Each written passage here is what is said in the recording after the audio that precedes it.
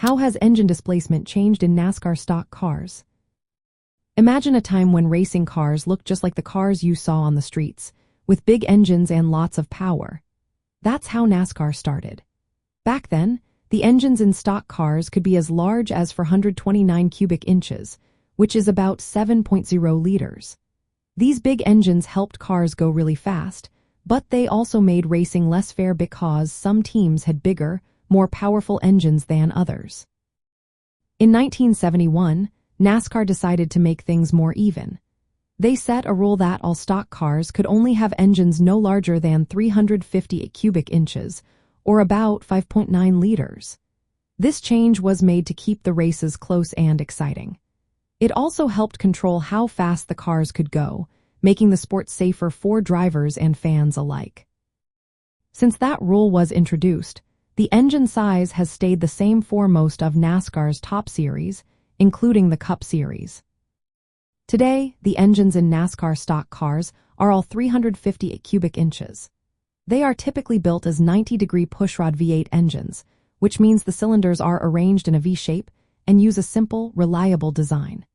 These engines are naturally aspirated, meaning they don't use turbochargers or superchargers to boost power. Instead, they rely on high compression ratios, advanced fuel injection, and precise tuning to produce over 700 horsepower.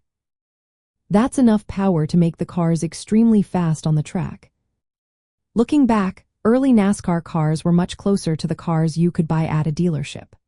For example, in the 1950s, cars like the Hudson Hornet used a 308 cubic inch straight-six engine, which was considered large at the time.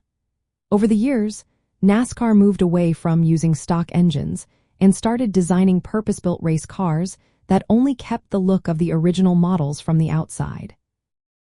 The move to a fixed engine size of 358 cubic inches was a big part of this evolution.